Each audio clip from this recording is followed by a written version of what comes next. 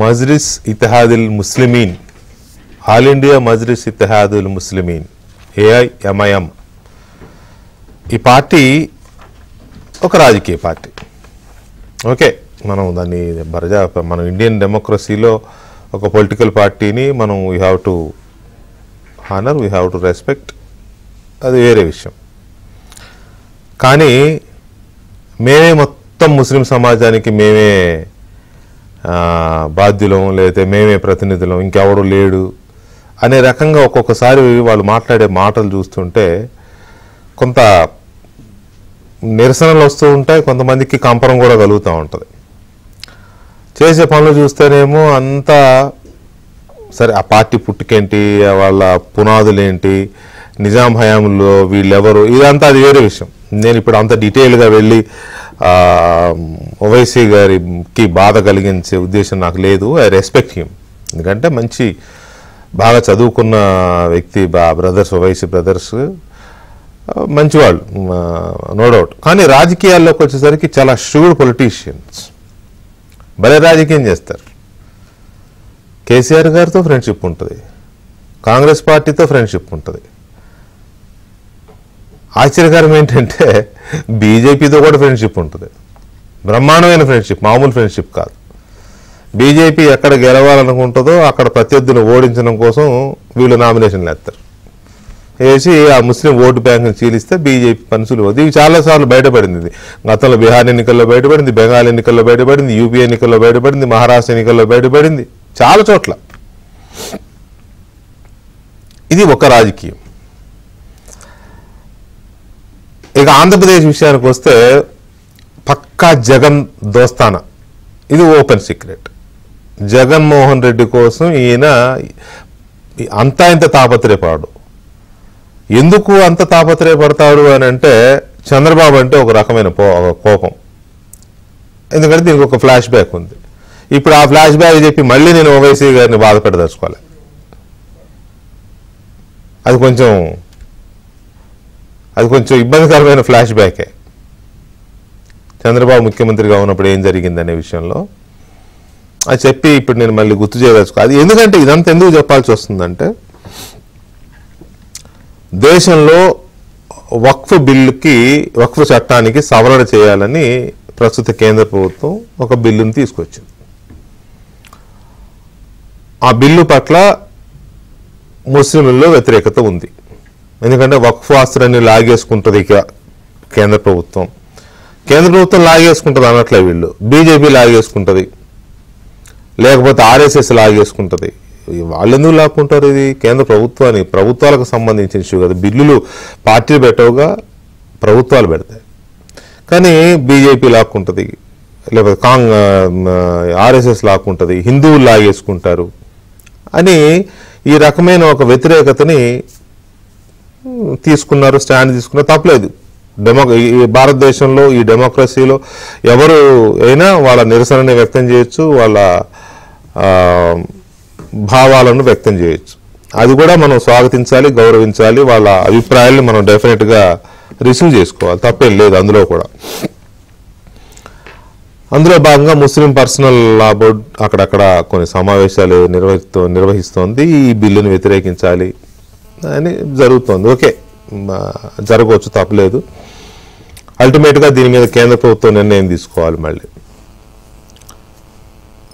ఈ ప్రాసెస్లో మొన్న కర్నూలులో ఒక మీటింగ్ పెట్టారు. ఆ మీటింగ్కి కొంతమంది ప్రతినిధులతో పాటు ఎంఐఎం అధ్యక్షులు ఎంపీ అసదుద్దీన్ ఓవైసీ గారు కూడా అటెండ్ అయ్యారు. గుడ్, మంచిదే, అటెండ్ అయ్యి అక్కడికి వెళ్ళింది. ఆ సభ ఉద్దేశం ఏంటి? వక్ఫ్ చట్టం యొక్క సవరణ బిల్లును వ్యతిరేకించడం ఆ మీటింగ్ యొక్క ఉద్దేశం. మాట్లాడొచ్చు, కేంద్ర ప్రభుత్వాన్ని విమర్శించవచ్చు, ఎన్డీఏ పక్షాలను కూడా విమర్శించవచ్చు, తప్పేం లేదు. ఎన్డీఏ పక్షాలంటే టీడీపీ, జనసేన కూడా దాంట్లో భాగాలే, బీజేపీతో పాటు విమర్శించవచ్చు. ఆ విమర్శిస్తూ ఈయన కొంచెం అడ్వాన్స్ అయిపోయి ఏమంటారంటే, తెలుగుదేశం పార్టీ, జనసేన పార్టీలు వక్ఫ్ ఆ బిల్లుని ఇప్పుడు ఏదైతే తీసుకొచ్చిందో దాన్ని సమర్థించాయి. వీళ్ళు ముస్లిం వ్యతిరేకులు, వీళ్ళు ఈ రెండు పార్టీలు బీజేపీ వీళ్ళు అందరూ కలిసి ముస్లిం వ్యతిరేకులుగా తయారయ్యారు. జగన్ మాత్రం బ్రహ్మాండం, అద్భుతం. జగన్మోహన్ రెడ్డి మాత్రం ఆ బిల్లును వ్యతిరేకించాడు. గుండె మీద చేసుకుని మాట్లాడాల ఏదైనా మాట్లాడితే. జగన్మోహన్ రెడ్డి ఈ వక్ఫ్ బిల్లుని వ్యతిరేకించాడా? ఓవైసీ గారు, మీరు అసలు ఒక ప్రజాప్రతినిధిగా అంత సీనియర్ అయ్యుండి ఎలా మాట్లాడుతున్నారు? జగన్మోహన్ రెడ్డి గారు ఆడిన గేమ్ ఎవరికి తెలియదు? లోక్సభలో ఎవరు అవునన్నా కాదన్నా వద్దన్నా అక్కడ బిల్ పాస్ అయిపోద్ది, ఎందుకంటే అక్కడ ఫుల్ మెజారిటీ ఉంది ఎన్డీఏకి. రాజ్యసభలో జగన్మోహన్ రెడ్డి లాంటి వాళ్ళు వ్యతిరేకిస్తే బిల్ వీగిపోతుంది, పాస్ అవ్వదు, ఎందుకంటే అక్కడ ఎన్డీఏకి మెజారిటీ తక్కువ ఉంది. కానీ జగన్మోహన్ రెడ్డి ఏం చేశారు? అక్కడ ఓటింగ్ నుంచి బయటకు వెళ్ళిపోయారు. అంటే దాని అర్థం ఏంటి? సహకరించడమేగా, వక్ఫ్ బిల్లు ఆమోదం పొందడానికి సహకరించినట్టేగా. ఈ చిన్న ఇది మీకు తెలియదా? తెలుసు, మీకు తెలుసు. మీరందరూ కూడబలుకొని చేసిందే ఇది, మీరందరూ కూడబలుకొని చేసిందే. ఇంకొక అడుగు ముందుకేసి మాట్లాడతా నేను. బీజేపీ, ఓవైసీ, జగన్ అందరూ కూడబలుకొని చేసిందే అనుకోవాలి. ఎందుకంటే వక్ఫ్ బిల్ అవసరం కాబట్టి బీజేపీ ఫ్లోర్ మేనేజ్మెంట్ చేస్తుంది. ఒక ప్రభుత్వంలో అధికారంలో ఉన్నప్పుడు కొన్ని పక్షాలని ఫ్లోర్ మేనేజ్మెంట్లో భాగంగా చేసుకుంటారు వాళ్ళు. వక్ఫ్ బిల్ అవసరం అని భావిస్తారు, డెఫినెట్గా అవసరమే. ఫర్ దట్ మ్యాటర్ వక్ఫ్ చట్టానికి సవరణ చేయాల్సిన అవసరం ఉంది. మొన్న అక్బరుద్దీన్ ఓవైసీ మాట్లాడుతున్నాడు, శంషాబాద్ ఎయిర్పోర్ట్ కూడా వక్ఫ్ భూమేనంట. లాగేసుకుంటారేమో రేపు పొద్దున పొరపాటు అధికారంలోకి వస్తే. అందుకే ఇలాంటి మాటలు మాట్లాడుతున్నారు కాబట్టి వక్ఫ్ చట్టానికి సవరణ చేసింది కేంద్ర ప్రభుత్వం.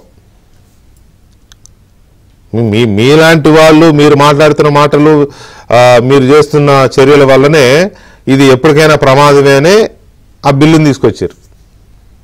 దాని మీద మీరు గేమ్ ఆడారు,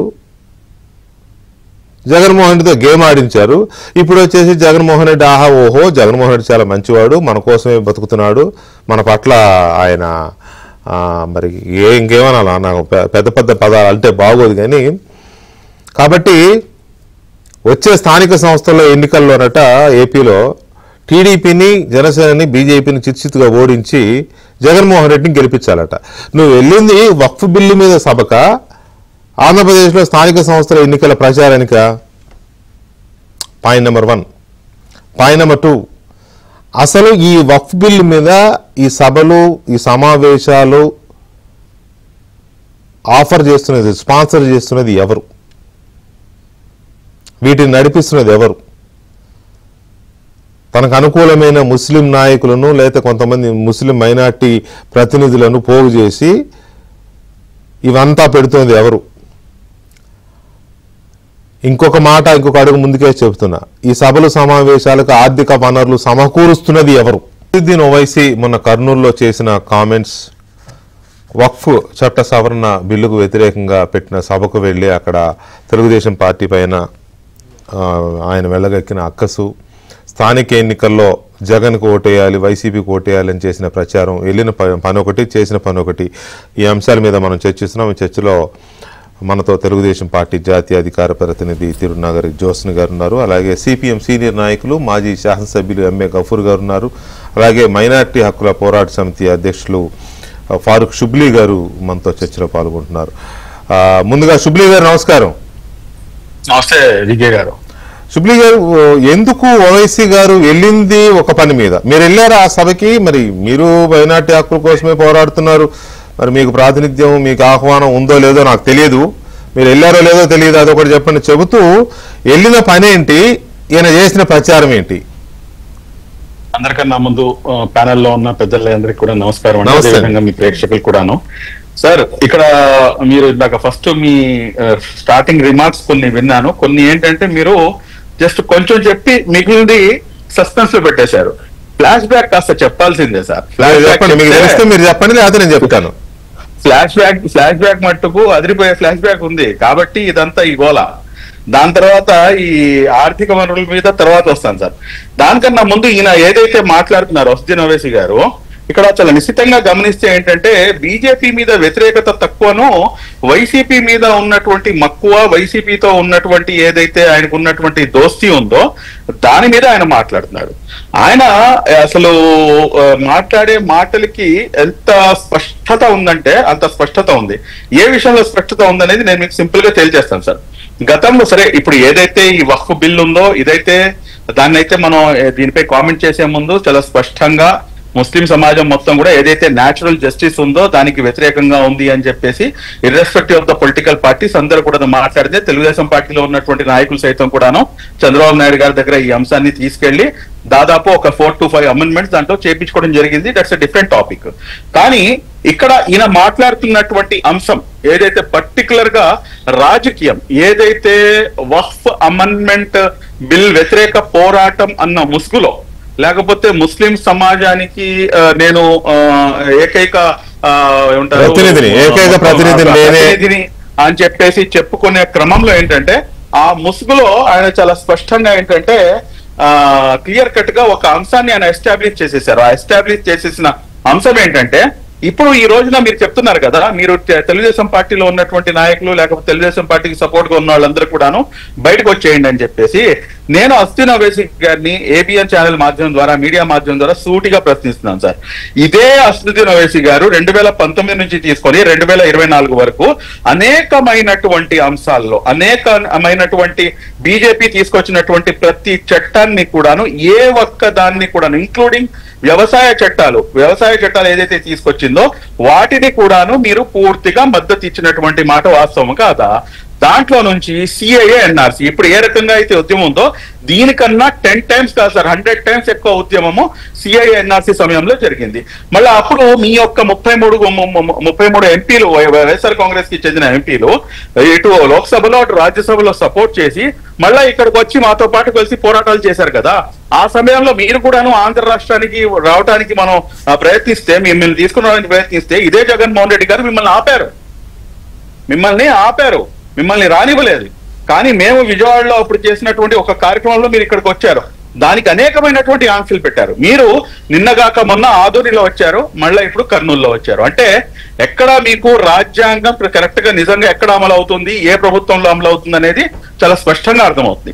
ఇంకో అంశం, సిఐఏ టైంలో మీరు ఇదే మాట మీరు అప్పుడు వైఎస్ఆర్ కాంగ్రెస్ పార్టీలో ఉన్నటువంటి ముస్లిం ఎవరైతే నాయకులు ఉన్నారో, మన ఎమ్మెల్యేలు కానీ లేకపోతే మంత్రులు కానీ లేకపోతే చిన్నపాటి లీడర్స్ కానీ whoever it maybe, YSR Congress లో ఉన్నటువంటి నాయకులందరూ కూడా మీరు బయటకు వచ్చేయండి అని చెప్పి మీరు అప్పుడు ఎందుకు అనలేదు, ఇవాళ ఎందుకు అంటున్నారు?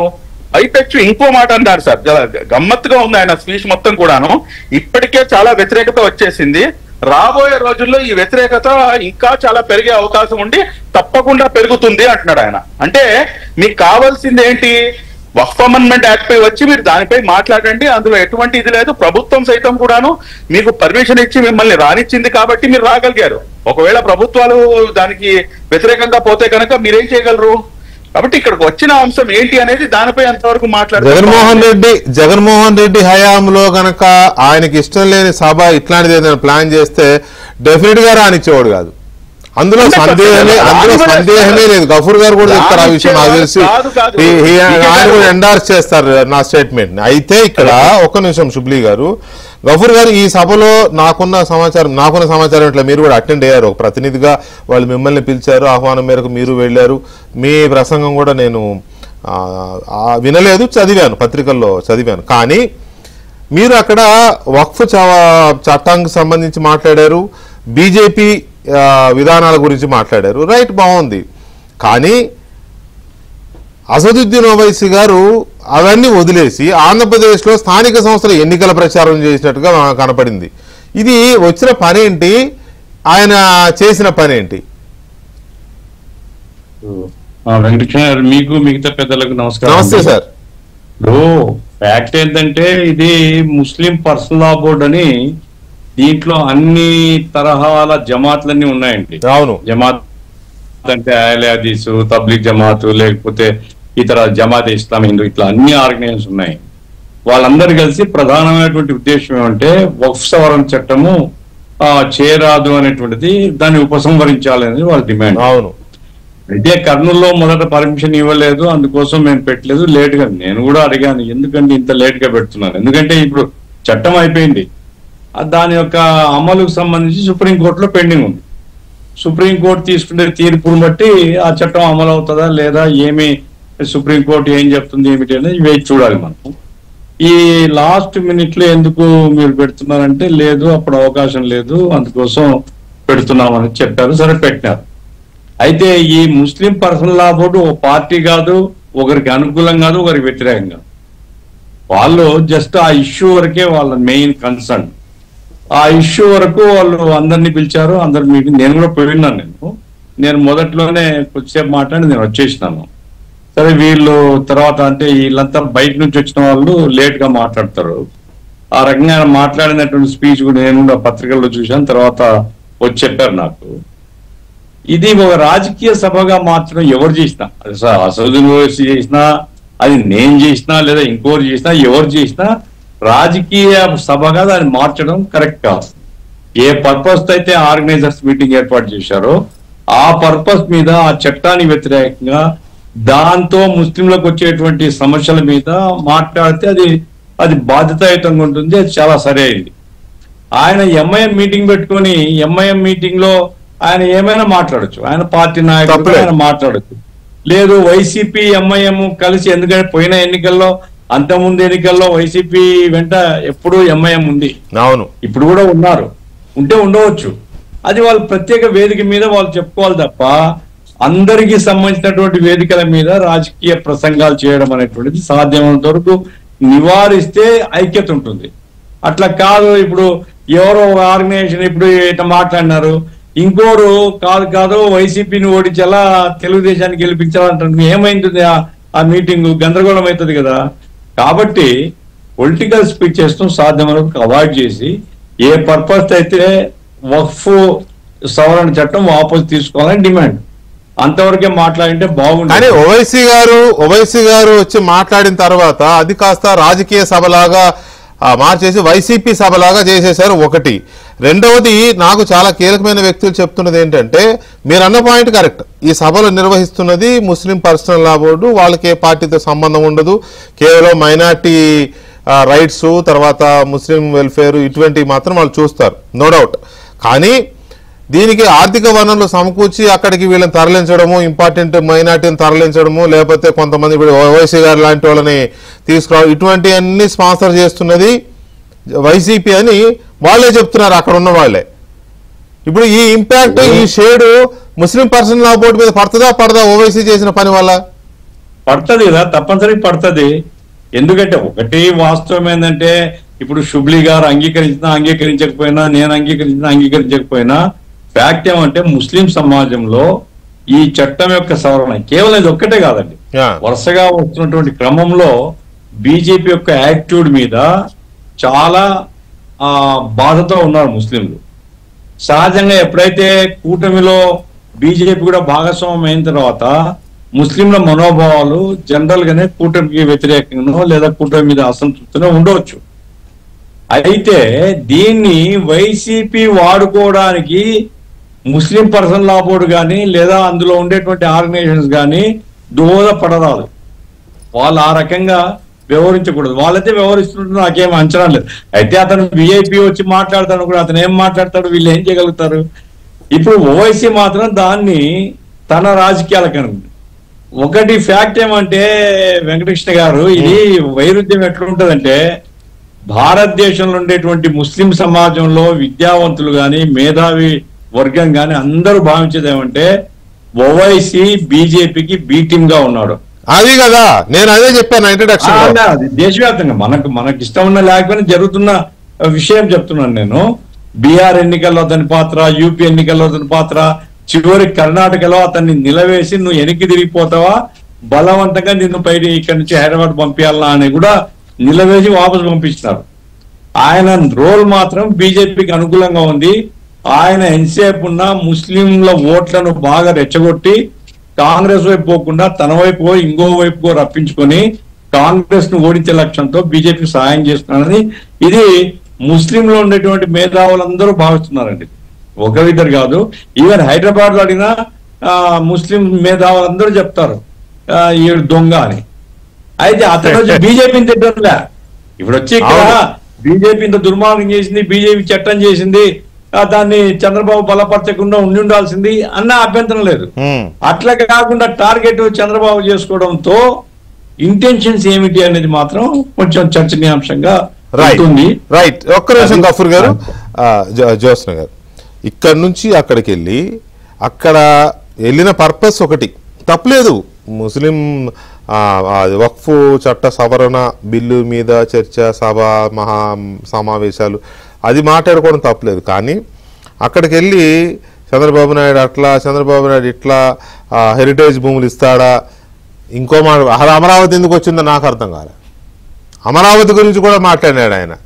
అమరావతిని చంద్రబాబు నాయుడు అక్కడ ప్రజలకి డ్రామాలు ఆడుతున్నాడు, తన బంధువుల కోసం, తన వర్గీయుల కోసం అమరావతిని డెవలప్ చేస్తున్నాడు, అందుకోసమే బీజేపీ దోహదపడ, ఈ టాపిక్ అంతా వక్ఫ్ చట్టానికి అమరావతికి ఏంటి సంబంధం, ఏం మాట్లాడదలుచుకున్నాడు ఆయన? వెంకటకృష్ణ గారు, మీకు ప్యానెల్ పెద్దలకి ప్రేక్షకులకి నమస్కారాలు. నేను మాట అంటాను, మీరు మాత్రం నవ్వకూడదు. నేను అవును. దొంగలకు ఎప్పుడు పోలీసులు అంటే భయమా కాదా? డెఫినెట్గా అంతే. And I think I made my point there. ఎందుకంటున్నా అంటే ఇప్పుడు తగిలి ఉంటుంది అక్కడ. సరే, నేను నిజంగా కూడా ఐ మేడ్ కంపారిజన్ బికాజ్ ఇవాళ అక్కడ అదే అర్థమవుతుంది. ఇవాళ ముస్లిం సమాజానికి ఏ పార్టీ మంచి చేసింది అంటే కేవలం తెలుగుదేశం పార్టీ మాత్రమే అనేటువంటిది అందరూ కూడా ఒప్పుకునేటువంటి ఒక అంశం. సార్, హజ్ హౌస్ మొదలు పెడితే ఇవాళ రోజున ముస్లింలకి అన్ని రకాలుగా అండగా నిలబడ్డటువంటి పార్టీ తెలుగుదేశం పార్టీ. సింపుల్. ఇప్పుడు ఈ విషయంలో కూడా వక్ బిల్ గురించి కూడా నేను మాట్లాడతాను. ఈ విషయంలో కూడా అసలు వక్ బిల్ అనేటువంటి జాయింట్ పార్లమెంటరీ కమిటీకి వెళ్ళడానికి అసలు కృషి చేసిందే తెలుగుదేశం పార్టీ. ఎందుకంటే I have been talking to the MP sir. ఎందుకంటే మేము మీడియాలో మాట్లాడాలి కాబట్టి అసలు ఏం జరుగుతుంది అనేటువంటిది మేము మొదటి రోజు నుంచి తెలుసుకుంటూ ఉన్నాను సార్. ఆ రోజున అసలు జేపీసీకి వెళ్ళాలి అనేటువంటి పాయింట్ పెట్టి, ఆ కండిషన్ పెట్టి, ఆ కండిషన్ ని ఫుల్ఫిల్ చేయించుకుంటున్నటువంటి పార్టీ తెలుగుదేశం పార్టీ. ముస్లింల పక్షాన ఇందాక శుబ్లీ గారు చెప్పినట్టుగా ఏదైతే కొన్ని అంశాలు ఏవైతే కొంత వాళ్ళ సెంటిమెంట్ ని హర్ట్ చేసేటువంటి అంశాలు ఉన్నాయో వాటికి సంబంధించి అమెండ్మెంట్స్ కి రిక్వెస్ట్ చేసి అమెండ్మెంట్స్ ని యాడ్ చేయించుకున్నటువంటి పార్టీ తెలుగుదేశం పార్టీ. మీకు ఇంకో విషయం చెప్తాను వెంకటకృష్ణ గారు, జేపీసీలో ఎన్ని గంటల నెగోసియేషన్స్ అయితే జరిగాయో ప్రతి ఒక్క నిమిషం మా పార్టీ నుంచి రిప్రజెంటేటివ్ గా ఉన్నటువంటి పార్లమెంటరీ పార్టీ అధ్యక్షుడు లావు శ్రీకృష్ణదేవరాయలు గారు ఒక్కొక్క మినిట్ అటెండ్ అయ్యారు. Show me single party, forget about Telugu Desam party అండి. ఈవెన్ నాకు తెలిసి ఓబైసీ గారో ఇంకోరో వాళ్ళు అటెండ్ అయినటువంటి ఆ డెలిబరేషన్స్ ఏమున్నాయి ఒకసారి చూపించమని చెప్పండి. ఎన్ని గంటలు అటెండ్ అయ్యారు? అది ఓపెన్లీ ఛాలెంజ్ ఓబైసీ గారు. ఎందుకంటున్నానంటే ఏదో మాట్లాడాలి కాబట్టి, పక్కన ఉన్న వాళ్ళు ఏదో స్క్రిప్ట్ ఇచ్చారు కాబట్టి నేను చదువుతానంటే కూర్చొని వినడానికి ఏమి ఇక్కడ ఎవరికి ఏమైనా చోళ్ళలో కాలీఫ్లవర్లు పెట్టి కూర్చోలేదు సార్. I'm sorry. ఇవాళ నేను క్లియర్ గా చెప్తున్నాను, మీ పార్టీ ముస్లింలకు ఏం చేసింది, మా పార్టీ ముస్లింలకు ఏం చేసింది, ఓపెన్ డిబేట్ కి మేము రెడీ. మీరు వస్తారా? ఏం ఓవైసీ గారు మీరు వస్తారా? రారు. ఎందుకంటే వాళ్ళు ఏం చేయలేదు సార్, వాళ్ళు ఏం చేయలేదు. Development of Muslims, the progress of Muslims అనేటువంటిది it has happened only with Telugu Desam party, whether they accept it or not. ఇంకోటి, వక్ఫ్ చట్టానికి సంబంధించి మొసలి కన్నీరు కారుస్తున్నటువంటి ఓవైసీ గారికి ఇంకో ప్రశ్న. ఇవాళ రోజున హైదరాబాద్ లో ఉన్నటువంటి మీ ల్యాండ్స్ అన్ని కూడా ఏం ల్యాండ్లు సార్? అవి ఎక్కడి నుంచి వచ్చే ల్యాండ్లు? మరి అందుకే మొసలి కన్నీరు కారుస్తున్నారు ఇవాళ. ఆ మాట మాట్లాడితే మేము వ్యతిరేకం అంటారు. నేను ఇవాళ ఏం మాట్లాడుతున్నా అంటే దాంట్లో ఉన్నటువంటి జెన్యునిటీ గురించి మాట్లాడుతున్నాం. అది వద్దుట వీళ్ళకి.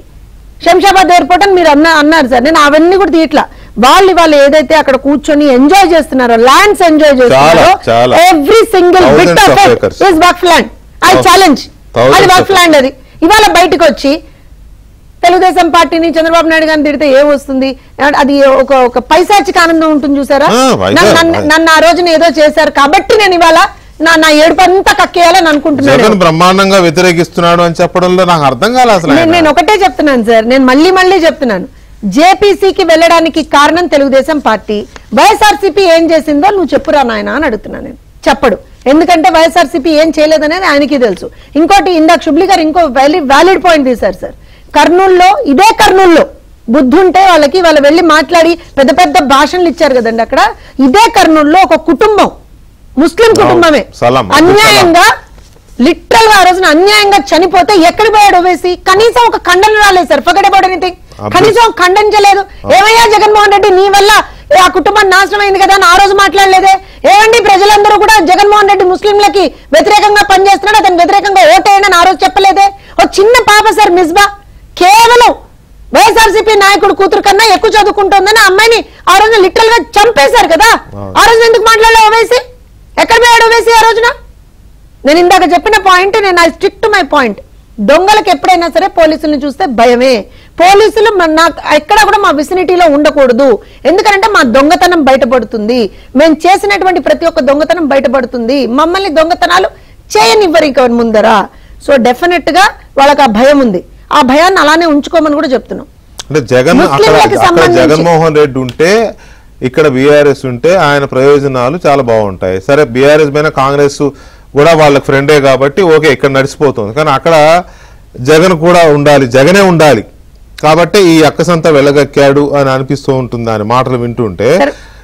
సార్ ఒక చిన్న పాయింట్ సార్, నేను ఏమంటున్నా అంటే అది ఒక పాయింట్. దాంతో పాటుగా ఇంకో పాయింట్ ఏంటి అని అంటే చంద్రబాబు నాయుడు గారు, తెలుగుదేశం పార్టీ, ఇవాళ ఉన్నటువంటి కూటమి ప్రభుత్వం ఏ ఒక్కరినో కూడా ఏమంటారంటే కులాల లెక్కనో లేకపోతే మతాల లెక్కనో ఇంకో లెక్కనో మా ప్రోగ్రెస్ లేదండి. అక్కడ మా డెవలప్మెంట్ లేదు, మా సంక్షేమం లేదు. అందరికీ కూడా అన్ని రకాలుగా సంక్షేమం అభివృద్ధి వాళ్ళ దరి వరకు చేరాలనేటువంటి ఒకే ఒక లక్ష్యంతో పనిచేస్తున్నాం మేము. అది వీళ్ళకి డైజెస్ట్ అవ్వట్లే. ఎందుకంటే వీళ్ళకి ఎప్పుడు, నేను రాసి పెట్టుకోండి వెంకటకృష్ణ గారు, వాళ్ళకి ఎప్పుడు కూడా ఆ కమ్యూనిటీ చాలా లోనే ఉండాలి. So that they just become those leaders అంతే. వాళ్ళకి ఎప్పుడు కూడా ముస్లింలు వాళ్ళ ముందర ఇట్లా చేయి చాచి అడుగుతూ ఉండాలని అనుకుంటారు ఓవైసీ. మేము అది చేయనివ్వలేదు కాబట్టే మా మీద కోపం. చంద్రబాబు నాయుడు గారు అది చేయనివ్వలేదు కాబట్టే చంద్రబాబు నాయుడు గారి మీద ఓవైసీ గారికి కోపం అండి. ఇంకో కాన్సెప్టే లేదు అక్కడ. రైట్. శుభ్లీ గారు, ఇప్పుడు వక్ఫ్ చట్ట సవరణ బిల్లు, సరే అది బిల్లు ఆమోదం అయిపోయింది, దాని మీద కోర్టుకు వెళ్ళారు, గఫూర్ గారు చెప్పినట్టుగా ఏదో నడుస్తూ ఉంది, అది ఓకే. దాని మీద ఏదో ముస్లిం పర్సనల్ లా బోర్డు వాళ్ళ కార్యక్రమాలు వాళ్ళు చేసుకుంటున్నారు, తప్పేం లేదండి. అంతవరకు వాళ్ళు అందరిని ఇన్వాల్వ్ చేస్తున్నారా లేదా అంటే అది నాకు తెలియదు, మీలాంటి వాళ్ళకి తెలిసి ఉండాలి ఒకటి. రెండోది అక్కడికి వచ్చే వాళ్ళని తరలించే కార్యక్రమాలు, కొంచెం ఫైనాన్షియల్ సపోర్ట్ ఇవన్నీ కూడా వైసీపీ చేస్తుంది అనేది నాకు చాలా కీలకంగా వచ్చిన ఎవరో మిత్రులు చెప్పిన సమాచారం. జగనే ఆర్థిక వనరులు సమకూరుస్తున్నాడు. ఇప్పుడు ఓవైసీ గారు వచ్చాడు కదా, మరి ఇలాంటి వాళ్ళందరూ ఫ్లైట్ టికెట్లు ఎవరు వేస్తారు అలాంటివి. సో ఓకే, సో అది ఒకటి బయటకు వస్తుంది. రెండోది ఓవైసీ గారు అక్కడికి వచ్చి అమరావతి గురించి, అమరావతి భూముల గురించి మాట్లాడాల్సిన అవసరం ఏముందండి ఆ సభలో? పైగా ఈయనకేమైనా నిజంగానే అమరావతికి చంద్రబాబు నాయుడు అన్యాయం చేస్తున్నాడంటే ఈయన వచ్చి అక్కడ ఉద్యమం చేశాడు, అక్కడికి వచ్చేమన్నా లేదు కదా. ఇంకా గఫూర్ గారు వాళ్ళ పార్టీ అంతా చేసింది అప్పుడు అమరావతి మీద, ఎందుకంటే ఆంధ్రప్రదేశ్ వాసులుగా మీకు ఆ బాధ్యతలు ఉన్నాయి కాబట్టి అందరూ చేశారు, పోరాడారు అమరావతి రైతులకు న్యాయం జరగాలి. మరి ఈయన అటు మాట్లాడాలా ఇటు మాట్లాడాలి, ఇప్పుడు వచ్చేసి అమరావతి మీద మాట్లాడడం ఏంటిది? ఈ డ్రామా, ఈ హై డ్రామా ఏంటి? వికే గారు, ఈయన అమరావతి గురించి మాట్లాడి చాలా స్పష్టంగా వైసీపీ యొక్క ఎజెండాని ఇంకోసారి ఆయన కుండబద్దలు కొట్టి ఆయన ఓపెన్ చేశాడు.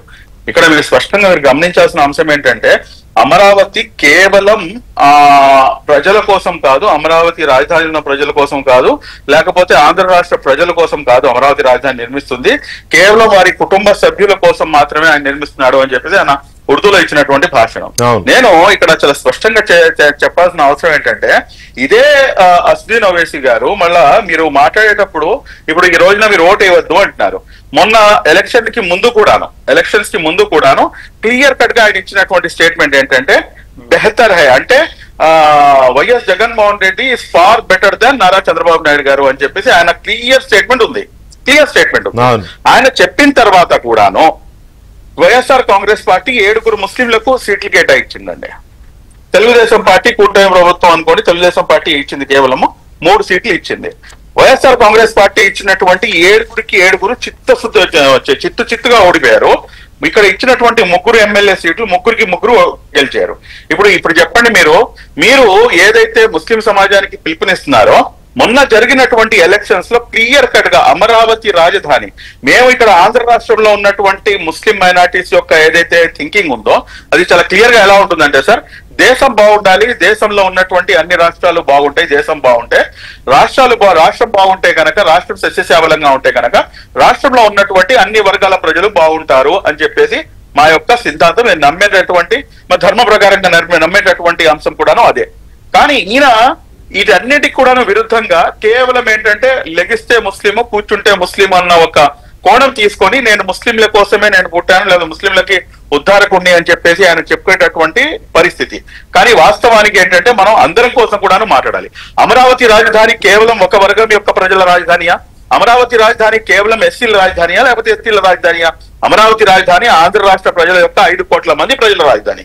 ఈ రోజున నెట్ట నిలువున మమ్మల్ని 10 సంవత్సరాల క్రితం మీకు రాజధాని లేదు పోడ్రా అని చెప్పేసి మమ్మల్ని తరిమేస్తే మేము ఇక్కడికి వచ్చిన తర్వాత ఈ రోజున మేము రాజధాని యొక్క కళలు 10 సంవత్సరాల నుంచి కంటూ వస్తున్నాం. మీరు మా మధ్యలో వచ్చినటువంటి మీ యొక్క మిత్రుని యొక్క పార్టీ 3 రాజధానులను చేసేసింది. ఇందాక జ్యోత్స్న గారు మాట్లాడుతూ మన అబ్దుల్ సలాం విషయంలో దాని తర్వాత మిస్బా అంశం లేవదేశారు. ఈయన ఎక్కడైతే నుంచొని మాట్లాడారో ఎక్కడి నుంచి అయితే ప్రసంగం చేశారో రేపు ఆగస్టు 20వ తారీఖు వస్తే దాదాపు 5 సంవత్సరాలు పూర్తవుతాయండి.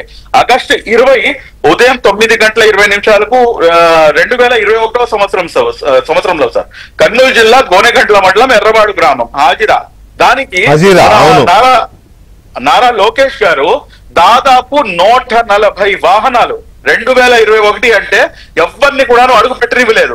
అప్పుడు గఫూర్ గారు, ఐ థింక్ గఫూర్ గారు కూడా ఉన్నట్టున్నారు. గఫూర్ గారు, సిపిఐ రామకృష్ణ గారు, మేము, దాని తర్వాత అన్ని పార్టీల ప్రతినిధులు, దాదాపు కాంగ్రెస్ పార్టీ నుంచి అందరు కూడా వెళ్ళి లోకేష్ గారితో పాటు వెళ్ళి వాళ్ళ ఇంటికి వెళ్ళి పరామర్శించి వచ్చాం. ఇవాళకి కూడాను వాళ్ళని ఎవరు చంపారో తెలియదు. ఏ రకంగా అయితే ఆయిషా మీరా అంశంలో ఎవరు చంపారో ఇవాళ వరకు తెలియదో సేమ్ ఆ అంశంలో కూడాను వైఎస్ఆర్ కాంగ్రెస్ పార్టీకి చెందినటువంటి ఎమ్మెల్యే అనుచరులు ఉన్నారు అని చెప్పేసి చాలా స్పష్టంగా వార్తలు వచ్చినా గానీ ఆ కేసుని పూర్తిగా తీసుకెళ్లి నీరుగారు చేశారు. ఈ రోజున మీరు అదే కర్నూలు జిల్లాలో నుంచొని మీరు మాట్లాడుతున్నారు కదా, మీరు నిజంగా ముస్లింలు ఉద్ధారకులైతే, మీరు నిజంగా ముస్లిం సమాజానికి అన్యాయం జరిగితే చిత్తశుద్ధిగా మీరు ప్రశ్నించే వాళ్ళైతే కనుక హాజిరా అంశాన్ని మీరు ఎందుకు ఇవాళ వరకు మీ నోటి మీదకి తీసుకుని రాలేదు? ఇదే కర్నూలుకి వచ్చారు కదా, మీరు ఎందుకని చెప్పేసి మాట్లాడలేదు? మొన్న ఆదోని వెళ్ళారు కదా, ఆదోని వెళ్ళేటప్పుడు మీరు ఆ హాజిరా కుటుంబం యొక్క ఇంటిపై నుంచే మీరు వెళ్ళాలి, మీరు ఎందుకు వెళ్ళలేదు? ఈ కూటమి ప్రభుత్వం వచ్చిన తర్వాత వారి యొక్క ఆర్థిక పరిస్థితి అత్యంత దారుణంగా ఉంటే నారా చంద్రబాబు నాయుడు గారి దృష్టిలో ఈ హాజిరా కుటుంబం కోసం, దాని తర్వాత ఇబ్రాహీం గారు మీకు గుర్తుండే ఉండాలి సార్, మన నర్సరావుపేటలో పరిరక్షిస్తుంటే ఆయనకి పట్టపగలు చంపేశారు. దాని తర్వాత మిస్బా కుటుంబానికి ఇలాగా ఎవరైతే వైసీపీ హయాంలో జరిగినటువంటి అన్యాయం ఎవరైతే ఉన్నారో ఆ కుటుంబాలకి నేను 11/11/2024 మైనార్టీ డే ఆ రోజు అంటే మౌలానా అబుల్ కలాం ఆజాద్ గారి పుట్టినరోజు సందర్భంగా అసెంబ్లీలో ఆ కార్యక్రమాన్ని నిర్వహిస్తే ఆయనకు ఒక లెటర్ ఇచ్చానండి సీఎం గారికి. ఇమ్మీడియట్ గా వాటన్నిటికి కూడా సమాధానం ఇస్తూ ఈ 3-4 కుటుంబాలందరికీ కూడాను ఆర్థిక సహాయాన్ని అందించమని చెప్పేసి ఆర్డర్స్ ఇచ్చారు. రేపు కాకపోతే ఒక 10-15 days లో వాళ్ళకి అందరికి కూడాను ఆ కుటుంబాలకి ఆర్థిక సహాయం. మీ వైసీపీ హయాంలో జరిగినటువంటి అన్యాయానికి కూటమి ప్రభుత్వం న్యాయం చేస్తుంది. అంటే న్యాయం అంటే వాళ్ళు చేసినటువంటి ఎవరైతే దుర్మార్గులు ఉన్నారో వాళ్ళని పట్టుకోవడం కాదు, కనీసం వారి యొక్క ఆర్థిక పరిస్థితి అత్యంత దారుణంగా ఉంది, ఆర్థికంగా సహకరించబోతుంది. మళ్ళా మీరు ఈ రోజున ఏ మొహం పెట్టుకుని మాట్లాడతారు? ఇప్పుడు మీరు ఇందాక ఇంకో పాయింట్ లేవదీశారు సార్, మన గఫూర్ గారు చెప్పారు, అవునన్నా కాదన్నా మీరు నమ్మండి నమ్మకపోండి అంటే ఎందుకు నమ్మను బలెటాలు, నేను కూడాను అదే సమాజంలో ఉన్నటువంటి వాడిని, అందులో ఎటువంటి ఇది లేదు. కాకపోతే ఏదైతే ఈ వక్ఫ్ అమెండ్మెంట్ యాక్ట్ దీని యొక్క ముసుగులో ఈయన చేయటానికి ప్రయత్నిస్తున్నటువంటి రాజకీయం ఏదైతే ఉందో దీన్ని తీవ్రంగా ఖండించాల్సినటువంటి అవసరం ఉంది. రెండోది ఏఐఎంపీఎల్బి అంటే All India Muslim Personal Law Board కి స్వయాన అసదుద్దీన్ అవైసీ గారు సభ్యుడండి. Is one of the core సభ్యుడు, మెయిన్ మెంబర్ ఆయన. కాబట్టి ఈయన ఏంటంటే ముస్లిం పర్సనల్ లా బోర్డు మొత్తాన్ని కూడాను ఆయన గుప్పెట్లో పెట్టుకున్నారు. ఈయన హైదరాబాద్ లో కూడాను సభ నిర్వహించారు. హైదరాబాద్ లో అక్కడ ఉన్నటువంటి కాంగ్రెస్ పార్టీ అక్కడ అధికారంలో ఉంటే వాళ్ళని కాకుండా ఇప్పుడు మేము ఉన్నామండి, మీ ఇందాక ఫస్ట్ స్టార్టింగ్ లో అడిగారు మీరు, చుబ్లీ గారు మిమ్మల్ని ఆహ్వానించారా అని చెప్పేసి. వాళ్ళ దృష్టిలో మమ్మల్ని ఆహ్వానించారు. ఎందుకు ఆహ్వానించారంటే మేము చంద్రబాబు నాయుడు గారు ముస్లింగా కనపడటం కాదండి, ముస్లింల ద్రోహులుగా మేము వాడికి కనిపిస్తున్నాం. ఎందుకంటే మేము స్పష్టంగా ఏంటంటే ఎవరైతే ఏదైతే చేశారో ఎస్ దీంట్లో 5 అమెండ్మెంట్స్ ప్రపోజ్ చేసాం, 4టిని యాక్సెప్టెన్స్ దొరికింది, ఒకదానికి దొరకలేదు, దానికి కూడా కోసం కూడాను తీవ్రంగా కష్టపడ్డాం. కానీ అట్లీస్ట్ ఏదైతే కష్టపడ్డారో మన నాయకుడు గౌరవ ముఖ్యమంత్రి గారు నారా చంద్రబాబు నాయుడు గారు, దాని తర్వాత లావు కృష్ణదేవరాయలు గారు, దాని తర్వాత మన మంత్రి గారు ఎన్ఎండి ఫారూక్ గారు, వీళ్ళందరూ కూడాను అనేకమైనటువంటి చర్చలు జరిగినాయి. ఇంకో మీకు గమ్మత్తైన అంశం ఏంటంటే ఈ జేపీసీ కన్నా ముందు ఆల్ ఇండియా ముస్లిం పర్సనల్ లా బోర్డు ప్రతినిధి బృందం వస్తే వాళ్ళందరినీ కూడాను తీసుకెళ్లి 40 మందిని తీసుకెళ్లి చంద్రబాబు నాయుడు గారితో కూడాను కల్పించడం జరిగింది. ఏ రోజైతే ఈ బిల్లు చర్చకు వచ్చిందో ఆ రోజు మధ్యాహ్నం 4:30 గంటలకు పార్లమెంట్ లో జేపీసీకి రిఫర్ చేయండి. అసలు నాకు అర్థం కాని పాయింట్ ఏంటంటే, కాదండి సరే ఇవన్నీ ఓకే, ఇవన్నీ బ్రహ్మాండంగా జరిగినాయి. తెలుగుదేశం పార్టీ ఎన్డీఏలో భాగస్వామిగా ఉంటూ కూడా జేపీసీ వేయించింది, అలాగే 4 కీలకమైన సవరణలు చేయించింది. అవేమీ ఓవైసీ గారికి కనపడవు.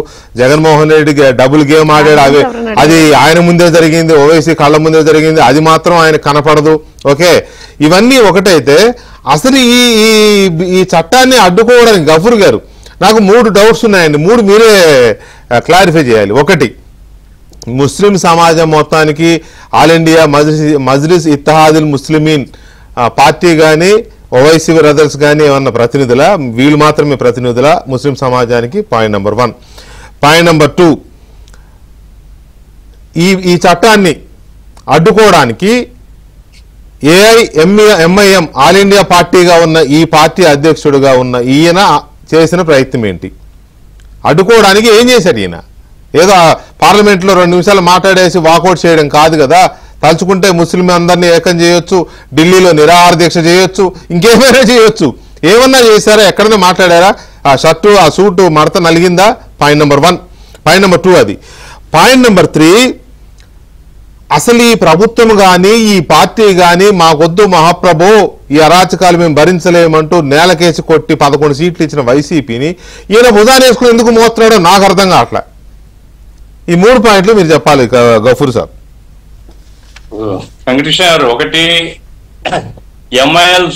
ఎంఐఎం అనేటువంటిది సోల్ రిప్రజెంటేటివ్ ఆఫ్ ముస్లిం కమ్యూనిటీనా అని అడిగారు. కాదు అని చెప్పదలుచుకున్నాను. రైట్. ఎందుకంటే ఎంఐఎం అనేది అది హైదరాబాద్ బేస్డ్ పార్టీ. హైదరాబాద్ లో వాళ్ళు గెలుస్తున్నారు ఎంపీ స్థానం వాళ్ళు. అది కూడా మేము చాలా పెద్ద పోరాటం చేశాం పాత సిటీలో. ఆ రోజుల్లో రకరకాల కాంబినేషన్స్ లో కాంగ్రెస్ యొక్క సపోర్ట్ తో నిలబడినారు వాళ్ళు. ఇప్పుడు కూడా ఏమంటే బీజేపీతో చేతులు కలిపే గెలుస్తారు వాళ్ళు. బీజేపీ ఇప్పుడు ఎట్లుంటాయంటే పైకి ఏం మాట్లాడినా మా సికింద్రాబాద్ లో వాళ్ళు గెలుస్తారు, హైదరాబాద్ లో వీళ్ళు గెలుస్తారు, వీళ్ళని ఓడించాలని వాళ్ళు ప్రయత్నం చేయరు. ఇది కాబట్టి ఎంఐఎం అనేది sole representative of Muslim community కాదు. నంబర్ 2, ఈయన ఏం చేసినాడు అని ఈ చట్టాన్ని అడ్డుకోవడానికి అదే నేను ఇంతకుముందు చెప్పాను కదా. అందరిలో ఇప్పుడు ఈవెన్ రీసెంట్ గా ఈ ఆపరేషన్ సింధూర్ విషయంలో ఈయన గల్ఫ్ కంట్రీస్ పంపించారు. పాకిస్తాన్ గురించి విపరీతంగా తిడుతున్నాడు. ఇప్పుడు నువ్వు పహల్గామ్ జరిగిన ఇన్సిడెంట్ ను నువ్వు ఎక్స్పోర్ట్ చేయి, ఎవరికేం అభ్యంతరం లేదు. అంటే ఈయన బీజేపీ అజెండాను ఆచరిస్తారనేది ముస్లిం మేధావి వర్గం అంతా ఎక్కువ మంది భావిస్తున్నారండి దేశంలో. కాబట్టి ఆయన ప్రత్యేకంగా చేసింది ఏం లేదు. ప్రత్యేకంగా వాళ్ళు ఒక ఎంపీ ఏం చేస్తాడు ఆయన? ఆ తర్వాత జేపీసీ విషయంలో కూడా ఆయనతో కూడా నేను మాట్లాడాను జేపీసీలో ఉన్నప్పుడు. అన్ని పార్టీలు మీరు చంద్రబాబుతో చెప్పండి, మీరు వాళ్ళతో చెప్పండి, వీళ్ళకి చెప్పండి అనేసి ఇట్లా చెప్పారు. అంతే తప్ప ఆయన ఒక్కటి చేయగలిగేది లేదు, సోల్ రిప్రజెంటేటివ్ కాదు. 3వది ఏమంటే వైసీపీని ఎందుకు బలపరుస్తున్నాడు? వైసీపీకి ఎంఐఎం మొదటి నుంచి బాసటగా ఉందండి. ఏం వాళ్ళ అనుబంధం ఏందో మనకు తెలుసు. ఏముంటదిలే, ఊహించలేమా, ఆ మాత్రం ఊహించలేమా. ఈయనకి ఏం కావాలో అది చాలా ఇష్టం ఆయనకి. మొదటి నుంచి ఈవెన్ 14 లో గానీ 19 లో గానీ వైసీపీని బలపరిచేటువంటి పద్ధతిలో ఆయన వచ్చి క్యాంపెయిన్ కూడా చేశాడు. సరే వైసీపీ ఓడిపోయింది. ఇప్పుడు ఆయన మరలా వైసీపీని భుజాస్కందాలు మీద వేసుకొని ఏదో ప్రయత్నం చేస్తున్నాం. సరే ప్రజలు ఏం తీర్పు చెప్తారో వేరే సంగతి. నా పాయింట్ ఏమంటే ఇప్పుడు జోషి గారు, షిబ్లీ గారు ఉన్నారు కాబట్టి చెప్తున్నాను నేను. క్రెడిట్ ఏం లేదు మీకు. జేపీసీలో నేను కూడా అటెండ్ అయినా. మీరు కృష్ణదేవరాయలు ఏం చేసినారో నేను చూస్తున్నాను అక్కడ. మీ మాట కూడా ఇనే దిక్కులేదు అక్కడ. ఆ జగదాంబిక పాల్ అనేవాడు ఒక నియంత, వాడు జేపీసీ చైర్మన్, వాడు ఎవరిని మాట్లాడించాడు. మీరు మీ గవర్నమెంట్ తరఫున ఐఏఎస్ ఆఫీసర్ పంపించారు, మంచి పని. కానీ ఐఏఎస్ ఆఫీసర్ చెప్పేది కూడా వెళ్ళేవాడు. నేను ముస్లిం సమాజం తరఫున నేను ఇంటర్వ్యూని కావడానికి ట్రై చేస్తే లేదు నువ్వేం లేదు, ఇస్తే ఏదైనా కాగితం ఇచ్చేసే అన్నాడు. కాబట్టి ఏదో మీరు చాలా గొప్పగా చేసినామనేది ఎవరేమో అనుకోవడం లేదు. మీరు గొప్పగా చేసింది లేదు అనుకోవడం లేదు. అయితే ఇప్పుడు ఏమంటే కూటమి అనే పాటికి అయితే మీ తప్పు కాకపోవచ్చు. ఈరోజు బీజేపీ వ్యతిరేకతను తెచ్చిపెట్టుకున్నది. ముస్లిం సమాజం కానీ క్రైస్తవ సమాజం కానీ ఎటువంటి పరిస్థితిలో బీజేపీ అనేటువంటిది మా శత్రువు అనేటువంటి ఒక నిర్ణయానికి వచ్చి ఉన్నారు. అది కొత్తదే కాదు కదా, అది అది ఆగర్భ శత్రుత్వమే కదా, కొత్తగా వచ్చిందే కాదు కదా అది. లేదా అంటే కాదు వీళ్ళు 1, 2, 3 వరుసగా చేసేటువంటి పనులు వాళ్ళ లక్ష్యం ఏది క్లియర్ అయిపోయింది. కాబట్టి వాళ్ళ మీద ఉండేటువంటి వ్యతిరేకత సహజంగా కూటమిలో ఉండే ఇతర పార్టీల మీద పడుతుంది. దాన్ని ఎట్లా మీరు బాగు చేసుకుంటారు ఏమిటి అనేది మీ ఇంటర్నల్, అది వాళ్ళ హెడేకే. నేను చెప్పేది ఏమిటంటే ముస్లిం సమాజంలో మాత్రం శుభ్లి గారికి కూడా తెలుసు, ఈ రోజు ఉండేటువంటి పరిస్థితిలో మాత్రం ఈ వక్ఫ్ సవరణ చట్టాన్ని చంద్రబాబు గారు వ్యతిరేకించలేదు. ఈ గవర్నమెంట్ చంద్రబాబు మీద నితీష్ కుమార్ మీద ఆధారపడింది. వీళ్ళిద్దరు కనుక వ్యతిరేకించుంటే చట్టం అయ్యేది కాదు అనే వ్యతిరేకించలేదు అన్నది క్లియరే కదా గఫూర్ గారు, వ్యతిరేకించలేదు, నో డౌట్ వ్యతిరేకించలేదు. కానీ జగన్మోహన్ రెడ్డి వ్యతిరేకించాడని ఓవైసీ గారు చేస్తున్న ప్రచారం కూడా పచ్చి అబద్ధం అంటున్నా నేను. అది కరెక్టే. ఇప్పుడు నా పాయింట్ ఏంటంటే ముస్లిం సమాజాన్ని విశ్వాసంలోకి తీసుకొని కన్విన్స్ చేసుకోవడం అనేది మీ మీద ఆధారపడింది. మీరు ఏం చేస్తారు దాన్ని బట్టి ముస్లిం సమాజం ఆలోచిస్తుంది. ఇప్పుడు ఉండేటువంటి పరిస్థితులు మాత్రం బీజేపీ మీద ఉండే వ్యతిరేకత మీ మీద కూడా రిఫ్లెక్ట్ అవుతుంది అనేది మాత్రం దృష్టిలో పెట్టుకొని మీరు ఆలోచిస్తే మంచిది. Right Gafoor garu, thank you very much Gafoor garu, అలాగే శుభ్లి గారు.